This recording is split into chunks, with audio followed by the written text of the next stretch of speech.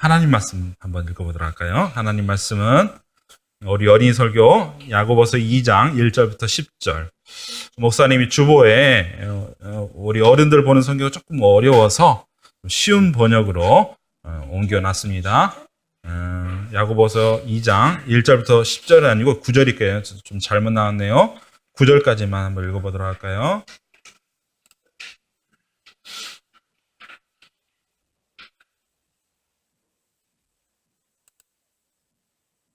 네. 야고보서 2장 1절부터 9절입니다. 같이 한번 읽어 내려가겠습니다. 시작. 모든 사람을 사랑하십시오. 사랑하는 형제 여러분, 여러분은 영광스러운 우리 주 예수 그리스도를 믿는 자들입니다. 그러므로 사람들을 차별해서 대하지 말기 바랍니다. 만일 한 사람이 좋은 옷에 금 반지를 끼고 교회에 나왔고 또 한 사람은 남루한 옷을 입고 교회에 나왔다고 합시다. 그때 옷을 잘 입은 사람에게는 이리로 와서 좋은 자리에 앉으십시오라고 말하고 가난한 사람에게는 저기에 서 있든지 내 발 밑에 앉으시오라고 말한다면 사람을 차별하고 있는 것이 아니고 무엇이겠습니까? 여러분은 악한 생각으로 사람들을 판단한 것입니다. 사랑하는 형제 여러분, 제 말을 들으십시오. 하나님께서는 세상에 가난한 자를 택하여 믿음으로 부하게 하셨습니다. 그리고 자기를 사랑하는 백성에게 약속하신 나라를 주셨습니다. 그런데 여러분, 가난한 사람들을 멸시하고 있습니다. 사실 여러분의 생명을 위협하고 법정으로 끌고 가는 사람들은 부자들인데도 말입니다. 그들은 여러분의 주인 되신 예수님을 모독하는 자들이기도 합니다. 모든 법 위에 우선되는 법이 있습니다. 그 법은 성경에 기록되어 있습니다. 내 이웃을 내 몸과 같이 사랑하라. 만일 여러분이 이 율법을 지키면 잘하는 것입니다. 그러나 사람을 차별하여 대한다면 죄를 짓는 것이며 이 율법에 따라 여러분은 하나님의 법을 어긴 것이 됩니다. 아멘. 하나님 말씀이었습니다. 오늘은 이런 주제로 하나님 말씀을 나누도록 하겠습니다. 같이 한번 읽어보도록 하겠습니다. 시작. 그리스도인은 사람을 차별하지 않아요. 오늘 차별에 관한 문제를 한번 이야기를 해보도록 하겠습니다.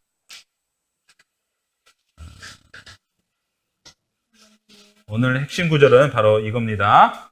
같이 한번 읽도록 하겠습니다. 야고보서 2장 9절 시작.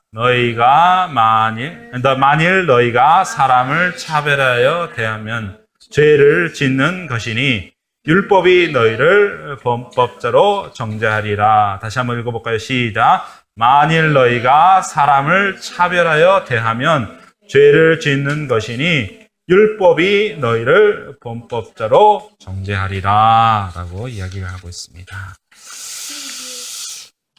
퀴즈. 만일 너희가 사람을 차별하여 대하면 죄를 짓는 것이니 율법이 너희를 범법자로 정죄하리라. 지난주에 이야기했던 것처럼 야고보서는 신약의 잠언이라고 말씀드렸어요. 우리가 어떻게 살아야 될지. 예수님을 믿는다고 나는 예수님 믿어요 하고 딱 끝나는 것이 아니고 어떻게? 예수님을 믿는 사람처럼 살아야 되는 것. 예수님을 믿는 사람이 어떻게 살지에 대해서 가르쳐주는 것이 바로 야고보서라고 생각을 하게 되는데요. 그래서 실현에 대해서 관계, 말, 다툼, 비방, 인내에 대해서 쭉 살펴보도록 하겠습니다. 오늘은 두 번째 시간으로 우리가 어떻게 사람들과의 관계를 맺을 것인가에 대한 이야기를 해주고 싶어요.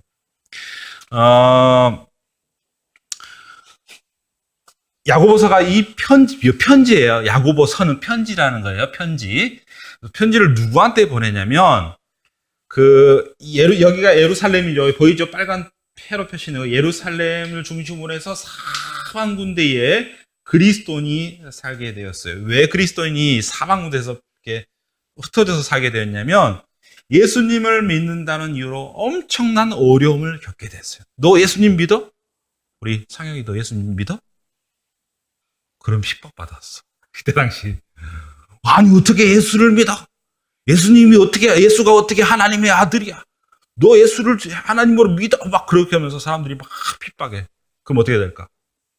핍박을 견디지 못해가지고 사람들이 자기의 살던 곳을 벗어나 어디로 갔을까? 이쪽이 바로 지중해라고 하는 것이에요. 이쪽이 지중해라는 것이에요. 지중해 연안에 있는 수많은 나라로 다 흩어지게 됐어요. 흩어져서 어떻게 됐을까? 흩어져서 사람들이 비록 어려운 생활하지만 믿음으로 더욱더 하나가 되었어요. 우리가 예수님을 잘 믿읍시다. 우리가 비록 예루살렘에 살지 못하지만 우리끼리 여기서 다 모여가지고 우리 믿음 생활 찾고 우리 여기 모여 있는 것처럼 믿음의 식구들이 다 많지는 않지만 믿음의 식구들이 다 모여가지고 예배도 드리고 기도도 하고 말씀도 듣는 그런 교회들이 이 지중해 연안에 엄청나게 많이 흩어지게 되었어요. 그래서 어떻게 했냐면 특별히 이 교회 안에서 어떤 일이 있냐면 어려운 사람에 대해서 막 도와주는 일들이 시작했어요. 우리 다 형제 아니냐? 비록 피는 같지 않지만 우리가 예수님의 피로 하나 되는 형제와 자매니까 어떻습니까? 이쪽 형제가 어려우면 어떻게? 내가 가진 것을 주는 거야. 슬픈 일을 경험하면 같이 위로를 해주는 거야. 그러니까 친형제보다 친가족보다 더 친밀하고 더 가깝게 막 지내는 거야. 얼마나 친밀한 가족인지 된지 몰라요. 그래서 또 너무너무 화목하게 너무너무 즐겁게 지내게 됐는데 문제는 뭐예요? 시간이 지나자 어떤 일들이 일어나냐면 이쪽 지역에 살던 사람들이 예수님을 믿게 된 거예요. 이쪽 지역에 사는 사람도 예수님을 믿게 된 거예요. 그래서 교회가 팡팡팡 커지기 시작합니다. 커지면서 어떤 일이 일어나냐면 가난한 사람도 들어오지만 부자인 사람도 막 들어오기 시작하는 거예요. 그래서 어떤 현상이 일어나냐면 가난한 사람은 가난한 사람끼리 모이기 시작하고 부자는 부자끼리 모이기 시작하는 거예요. 이런 일들이 교회 안에 일어나기 시작합니다. 그리고 가난한 사람들은 다른 사람을 도울 수 있는 힘이 있을까 없을까? 별로 없어. 왜냐하면 가지고 있는 돈이 얼마나. 또 부자들은 돈을 막 많이 내는 거야. 이거 쓰세요. 그러니까 어떻게 될까? 교회 안에서 갑자기 이제 가난한 사람들 힘을 못 펴. 아이고 이렇게 하고 부자는 막 이렇게 되면서 막 교회를 막 말 그대로 이렇게 다니기 시작하는 거야. 그래야니 서로 안에 막 갈등이 생기고 그리고 교회 다른 지도자라든지 다른 사람들이 어떻게 했을까? 교회 안에 부자가 딱 화려한 옷을 입고 막 손에다 막 금가락지 끼고 막 옷도 막 화려하게 막 입고 막 하면은 딱 봐. 누가 봐도 부자다. 진짜 돈 많다다 딱 생각되니까 어떻게 돼? 어떻게 하냐면은 어서요. 여기 앉으세요. 여기 높은 자리 깨끗한 자리에 앉으세요. 다 그렇게 해요. 근데 문제는 뭐냐면 돈이 없어서 가난하면 어떻게 될까? 옷차림새도 조금 깨제제하고 신발도 그때 당시 신발이 좋은 게 뭐가 있겠었어요. 근데 가난한 사람은 더 없어. 어떻게 맨발로 다닐 수도 있었어.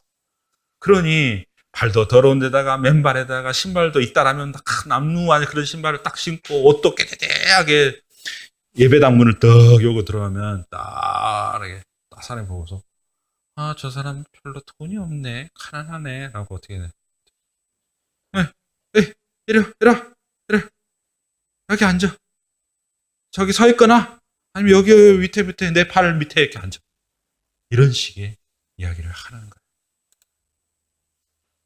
그래서 교회 안에는 뭐가 생겼다? 차별이 생긴 거예요. 돈이 많은 사람이 있고 돈이 적은 사람이 있고. 이 사실을 야고보 사도가 알게 되었어요. 마음이 아플까 안 아플까? 예수님을 믿는 사람이 돈 많이 있다고 하고 돈 없다고 무시하는 이런 상상을 보고 야고보 사도는 마음이 너무너무 아팠어요. 그래서 너네들 예수님 믿었다라면 사람을 어떻게 대해야 될지를 너네는 알아라고 이야기하는 것이 오늘 본문의 내용이에요. 특별히 우리가 좀 기억을 해야 될 것 같으면 우리는 뭘 보냐면 오늘도 목사님 봐봐. 지난주에 드라이를 했어. 설교를 해야 되니까. 드라이 해가지고 깨끗하게. 근데 평소에는 어떻게 지낼까? 여러분의 아빠가 집에서 지내는 것처럼 지내요. 편안한 목장으로 지내긴 하는데, 우리가 사람을 볼 때 눈으로 보는 것이 중요할 때가 있어요. 그래서 여러분한테 제가 추리닝 입고 서 있으면 안 되겠죠. 그렇지만 너무 눈에 보이는 것만 중요하게 판단하고 그것만을 생각해서 그것을 사람의 판단하는 기준으로 삼으면 어떻게 될까?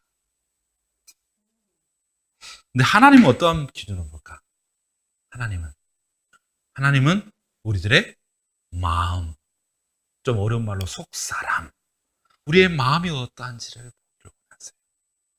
마음이 정말 깨끗한 사람인가? 마음이 정말 좋은 사람인가? 나쁜 사람인가? 그 마음의 중심을 보는 거예요. 그에 대한 이야기가 어디에 나오냐면 바로 과부가 드린 누가복음 21장에 나온 그런 얘기를 통해서 하나님이 어떻게 우리들의 마음을 보는지를 한번 살펴보기를 원합니다. 이때 당시 성전에 사람들이 확 왔어. 막 성전에 사람들이 막 와가지고 성전에서 이제 제물을 드리고 예배를 드린과 더불어 뭘 하게 되냐면 어떻게 했을까? 헌금을 내는 거야. 오늘 우리가 드렸던 것처럼 헌금을 딱 내는 거야. 아까 말했던 것은 부자는 어땠을까? 옷을 쫙 입고 그때 당시 이렇게 옷이라는 것은 그렇게 정말 귀한, 우리는 옷은 너무 흔한 거잖아. 그때는 옷이 너무너무 귀하고 특별히 린네 형식으로 해가지고 아주 흐늘흐늘 거리는 옷이 최고급 옷이었어. 그래가지고 쫙 빼입고 딱 하면 어떻게 돼? 그러면서 헌금을 어떻게 내면 막 팍 내는 거야. 요즘 표현으로는 뭐 100만 원 팍 내는. 그러면서 딱 의시돼. 나는 하나님 잘 섬기고 이렇게 성전을 잘 섬기는 그런 사람, 믿음 좋은 사람이야 라고 딱 이야기해. 근데 한편에는 누가 왔을까? 여기 한 여인의 모습이 보이죠? 이 남자 아니에요. 여자예요. 여자가 이렇게 해서, 근데 어땠어요? 여자의 모습이 어때요? 옷을 보니까 뭔가 기워져 있고 좀 가난하게 보이죠? 꼬맸죠? 근데 여자가 헌금을 내는 거예요. 여자가 헌금을 내는데 여자가 낸 헌금의 금액이 얼마냐면 2렙돈의 헌금을 낸 거예요. 2렙돈. 2렙돈의 헌금은 얼마 정도 가치를 할까? 2렙돈. 우리 찜질방 가봤어요? 안 가봤어요? 동탄 가봤죠? 찜질 갈 때 우리가 얼마 내요? 기억 안 나요? 아빠가 계산하니까 기억이 안 나요. 2,000원. 목욕탕 가면 얼마 낼까? 요즘에 목욕탕 가면은 뭐 7,000원 내지 8,000원 내요. 그러면 2렙돈이라는 돈의 가치는 뭐냐면 바로 사람이 한번 목욕할 때 쓰는 돈의 가치와 똑같아요. 그러니까 지금 돈으로 8,000원. 아까 부자는 얼마 냈다고 그랬어요? 뭐 성경에 정확히 안 냈지만 100만 원 정도 낸 것 같아요. 그런데 이 여인은 얼마 냈을까? 8,000원 냈어요. 8,000원 냈으면 어떻게 됐을까? 100만 원 낸 사람보다 8,000원 낸 사람은 어떻게 될까? 너무 적게 낸 거지. 근데 문제는 뭐냐면 이 여인이 가지고 있는 돈이 딱 8,000원이었어요. 8,000원. 이 여인은 고민했을까? 안 고민했을까? 목사님이라면 목사님 수중에 단돈 8,000원밖에 없는데 그것을 성전에 딱 낸다는 것은 어때서 너무너무 고민됐을까요? 왜냐하면 이 돈을 가지고 나가서 밥도 사고 빵도 사고 먹을 것도 사야 될까 안 사야 될까? 사야 되겠지. 안 그러면 그걸 못 사면 굶어 죽으니까. 근데 고민하는 거야. 내가 먹고 사는 것보다 하나님 앞에 이것을 드리는 것이 더 낫지 않겠냐라는 그런 마음의 생각이 있는 거야. 그래서 어떻게 했을까? 그가 다 낸 거야. 목사님이 왜 이런 얘기를 하고 또 예수님이 왜 이런 얘기를 하냐면 바로 이거야. 부자는 100만 원을 냈지만 그 가지고서 100만 원보다 훨씬 많은 걸 돈을 가지고 있어서 그 돈 중에 일부를 내놓고 이 여인은 어떻게 했을까? 8,000원밖에 없지만 그것을 전부를 내놨어. 그렇다면 예수님이 보는 것은 뭐냐면 이 여인이 내는 헌금보다 이렇게 이야기지. 가난한 과부가 다른 모든 사람보다 더 많이 헌금했다라고 이야기했어요. 그 사람들이 이상하게 생각하죠. 부자는 100만 원 냈고 가난한 여인은 8천 원밖에 안 냈는데 왜 과부가 더 헌금을 많이 했다고 할까요? 가장 어려워서 과부라고 표현이 나왔는데 남편이 먼저 세상을 떠난 여인을 이야기해요. 그래서 이 어려운 형편에 있는 이 사람이 더 헌금을 많이 냈다고 이야기해요. 왜요? 자신의 전부를 내어드렸기 때문에. 여러분, 10,000원 중에 100원 내는 것이 쉬울까요? 안 쉬울까요? 10,000원 중에 100원 내는 건 쉽지 않을까? 쉽고 안 내울까? 왜? 10,000원을 깨트려서? 아니, 10,000원 중에 100원 내는 것은 어렵지 않아요. 그런데 10,000원에서 10,000원 내는 것은 정말 어려워요. 근데 부자는 10,000원 중에 일부를 내어도 자기는 사는 것 전혀 걱정 염려 없어요. 그런데 이 여인은 자신의 모든 것을 내어드림으로 모든 걸 하나님 앞에 의탁하는 모습들이 나타났기 때문에 이 여인은 하나님 앞에 많은 것을 드렸다라고 예수님은 이야기를 하고 있는 것이에요. 문제는 뭐예요? 하나님 헌금의 양을 보는 것이 아니에요. 그가 얼마큼 냈는지, 얼마큼 쓰는지 별 관심 없어요. 그가 어떠한 마음으로 하나님 앞에 헌금하고 다른 사람을 대하는지에 대해서 하나님께서 더 많은 관심을 갖고 있다는 사실이에요. 그래서 오늘 헌금에 대한 이야기를 했지만 이것은 헌금은 하나의 예를 든 얘기고 진짜는 뭐냐면 네 마음이 누구를 향해 있냐? 나. 우리 차민이의 마음 누구에 향해 있냐? 나. 목사님 아들이니까 말 잘해야 돼. 우리 차민이의 마음은 누구에게 있냐? 하나님께 있냐? 마음을 가지고 하는 행동은 하나님께 기쁨이 되는 행동이지만 마음과 생각 없이 하나님 앞에 하는 행동들이 있잖아요. 우리 헌금 드리는 것도 기도하는 것도 생활하는 것도 우리의 마음을 다하여 하나님을 정말 사랑하는 마음을 다하여 하는 행동이 진짜라는 사실이에요. 그렇다면 우리가 어떻게 될까? 우리는 무엇을 바라봐야 될까? 하나님 보는 것처럼 우리 승민이, 우리 찬민이, 우리 지역이 상혁이가 다른 형제와 다른 친구들을 대할 때 어떤 마음을 대해야 될까? 친구들 중에 공부 잘하는 친구 있을까 없을까? 못하는 친구 있을까 없을까? 공부 잘하고 못하는 것을 기준으로 삼아서 친구 삼고 안 삼고를 결정한다면 하나님 별로 안 기뻐하실 것 같아요. 어른들도 마찬가지예요. 어른들도 돈이 많이 있는 사람은 구실거리고 돈이 많이 없는 사람은 또 무시하고 이런 것들은 하나님께서 기뻐하시지 않는 것. 예수님을 믿는 사람이라면 조건과 상관없이 그 사람이 하나님의 자녀되었다는 사실만으로 그를 소중히 여기고 기쁨으로 영접할 수 있는, 받아들일 수 있는 그런 사람이 되어야 될 거예요. 다른 사람으로 조건으로 통해서 판단하면 나도 조건을 통해서 판단받기 시작하는 거예요. 이거 너무 슬픈 사실이에요. 그래서 우리 믿는 그리스도인들은 하나님을 믿는 사람들은 어떻게 될까? 조건이 아니고 그 사람의 마음, 태도를 먼저 깊이 있게 살펴볼 수 있는 그러한 시선으로 사람을 대해야 할 것입니다. 여기 봐요. 여기 보세요. 이거 뭡니까? 퍼즐. 뭐예요? 퍼즐이죠? 이 모양 같아요? 틀려요? 틀려요. 이 모양 같아요? 틀려요? 다 틀려요. 근데 뭐예요? 이 퍼즐이 다 못 찾아서 하나가 되어서 뭐가 됩니까? 하나의 아름다운 그림이 되고 작품이 되는 것처럼 이거와 이거는 달라요.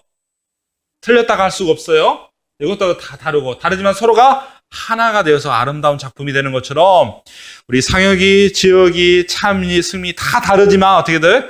서로가 하나가 되어서 서로가 연결됐을 때 아름다운 그림이 된 것처럼 아름다운 교회가 형성이 될 것이에요. 모든 관계가 다 그래요. 그래서 차별하거나 무시하거나 그런 말미암아 사람들을 배척하는 일들이 우리 가운데 없어야 할 것이에요. 누구에게는? 예수님을 믿는 그리스도인들에게는. 그래서 이런 마음으로 우리가 서로를 대할 때에 우리 가운데에 참된 기쁨의 관계가, 화목되는 관계가 이루어지게 될 것입니다. 이런 아름다운 일들을 저희들 가운데에 만들어내고 이뤄내는 믿음의 그리스도인 되시기를 우리 주님의 이름으로 간절히 축원드립니다. 예, 우리 한번 기도할까요?